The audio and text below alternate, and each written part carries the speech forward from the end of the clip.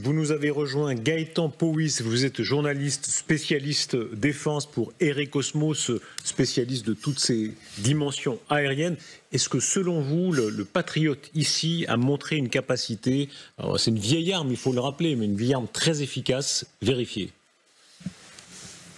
Ben oui, justement, donc il y a plusieurs hypothèses actuellement. L'une de ces hypothèses, c'est le fait que le Patriot soit effectivement capable d'intercepter un missile Kinjal. Il suffit déjà de reprendre l'étonnement du porte-parole de la force aérienne ukrainienne qui disait aujourd'hui même, cet après-midi, alors je le cite mot pour mot, eh bien, il y a une confirmation que cela fonctionne efficacement, même contre un super missile hypersonique. Donc même le porte-parole semble étonné des capacités du Patriot.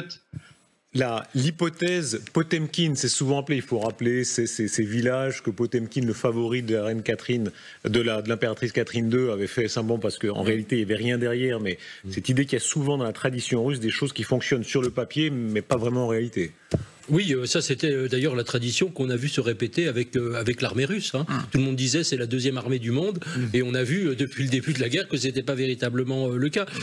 C'est également la même chose pour les hôpitaux. Certains disaient avant l'épidémie de la Covid, ils étaient absolument extraordinaires, rutilants. En fait, il y avait un seul hôpital en Russie, à Moscou, qui fonctionnait correctement, les autres absolument pas. Bon, c'est une vieille tradition. Oui. Un mot sur ce missile-là, sur Kinjal. Il était annoncé justement par Poutine en 2018, pardon. Mais ce qui s'est passé, c'est que il n'a pas passé tous les essais techniques selon le programme statuaire de la Russie. Et il était mis comme ça sur le marché dès le début de l'invasion. Alors peut-être il y a cette hypothèse de fait que Kinjal il n'est pas aussi efficace, enfin ou peut-être aussi travaillé que eux ils le vendent, et c'est peut-être une des raisons aussi, et aussi l'ingéniosité ukrainienne. Oui, une question en fait, parce que tout le monde semble dubitatif sur la capacité d'un patriote d'intercepter ce genre de missile. Est-ce qu'il y a d'autres types de matériel antimissile capable d'intercepter le missile Kinjal? Est-ce que c'est le seul? Est-ce qu'il n'y a que le patriote? Parce qu'encore aujourd'hui, certains doutent de la capacité du Patriot de pouvoir l'intercepter. Donc la question qu'on peut poser à l'expert, c'est de savoir est-ce qu'il y a d'autres types de missiles sol-air qui peuvent intercepter ce missile. Gaëtan Powys. Non, justement, le Patriot est vraiment était jusqu'alors le système le plus efficace en termes d'antimissiles. Il faut savoir que le Patriot, faut remonter aux années 1990. Et la guerre du Golfe, pour parler d'antimissiles, c'est le premier antimissile vraiment moderne. Vous êtes belge, moi je suis suisse, moi aussi j'ai 1990, mais vous parlez ici à des Français, ce ne sont pas des gens comme nous, il faut traduire, c'est 90. Est-ce que ça pourrait venir d'un avion? Laissez-le finir dans le pauvre. Est-ce que ça pourrait venir d'un... Laissez-le finir son explication. Voilà.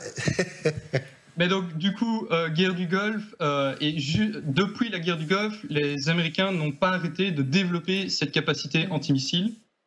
Et donc, c'est théoriquement le meilleur antimissile disponible. Sauf que les Américains étaient encore les premiers à le dire, le Patriot n'est pas capable d'intercepter le Kinjal. Un détail extrêmement technique, mais quand on dit hypersonique, ça veut dire, n'est-ce pas, qu'il est d'une vitesse tout à fait extrême. C'est combien de kilomètres/heure? C'est 5 fois la vitesse du son. En fait, donc il va entre 5 fois la vitesse du son, max 5, et il va jusqu'à, en maximum théorique, c'est Mach 10, donc 12 000 km/h. Et un missile, disons, normal, c'est quoi? Un missile normal, c'est... Les plus rapides vont jusqu'à Mach 5 et encore. Le Patriot, il va entre Mach 3 et Mach 4, donc théoriquement, il ne peut pas le faire. Donc la piste d'un missile un peu inachevé sur le plan technologique est intéressante. Est-ce qu'un avion ne pourrait pas intercepter ce genre de missile? Un avion? Non, c'est beaucoup trop rapide. C'est vraiment un avion. La vitesse maximale d'un avion, donc c'est le SR-71, excusez-moi. Donc là, on est à Mach, c'est 3,2 de mémoire. Est-ce que vous savez combien les Américains ont précisément envoyé de patriotes en Ukraine? Parce que ça coûte tellement cher qu'il y avait tout un débat là-dessus. Est-ce qu'on va envoyer beaucoup de patriotes en Ukraine? Et d'après vos connaissances, dans tous les briefings que j'écoutais, ils disaient que les premiers patriotes arriveraient en juin. Et donc visiblement, là, un patriote est arrivé plus tôt que prévu. Mais disons que la question du patriote, il y a deux questions sur les patriotes qui sont livrés. Donc c'est quelle version du patriote est livrée? Parce qu'il y a, pour faire court, il y a 5 versions du patriote. Il y en a un peu plus, il y a des sous-variantes. Mais donc en gros, il y a 5 versions. Et en plus de ça, oui, il y a la question du nombre de patriotes qui sont livrés. Il y en a, les Hollandais par exemple envoient deux lanceurs. Les Américains, eux, semblent plus livrer une batterie complète. Donc là, on parle de plusieurs lanceurs. 8. C'est 8. C'est 8. Plusieurs packs. Ouais. Est-ce qu'il y a là une supériorité américaine qui se maintient? Il y a derrière vous la petite fusée de Tintin, n'est-ce pas, l'objectif Lune. Il faut rappeler que les Américains, ils avaient d'ailleurs repris à leur service von Braun, qui était le très grand criminel de guerre allemand, mais là-dessus, ils fermaient les yeux.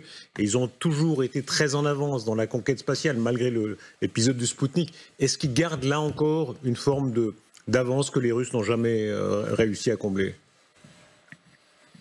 Une avance, oui, ça c'est certain. Vous prenez l'exemple de la guerre froide. Durant toute la guerre froide, hormis le Spoutnik, ça a toujours été les Américains qui ont pris le devant en termes de conquête spatiale. À l'inverse, on peut même parler de la Russie. Qui dit que le Kinjal est ininterceptable? Hormis les Russes, il n'y a personne d'autre. Ouais. Si on continue à apprendre, parce qu'on parle du Kinjal, les Russes ont aussi dit que le S-400, un énorme système antiaérien, était ininterceptable. Les Américains développent actuellement un missile spécialement pour détruire ce système-là, l'AGM-88G. Et il s'avère qu'en Ukraine, on voit à de nombreuses reprises ces fameux systèmes qui se font parfois même détruire par des missiles ukrainiens ou qui n'interceptent pas des missiles ukrainiens. On est dès le début de la guerre en Ukraine, on a un S-400 qui n'est pas capable d'intercepter un missile ukrainien qui date des années 80. Est-ce que ça pose la question d'un bluff russe? Rappelons la réalité des budgets. Ce qu'est le budget militaire américain et ce que le budget militaire russe. La seule vraie très grande puissance, ce sont les Américains. Oui, c'est x10 à peu près. Je ne sais pas si on peut rappeler le panneau. 62 000 voilà. États-Unis, budget militaire, dépenses militaires 2000.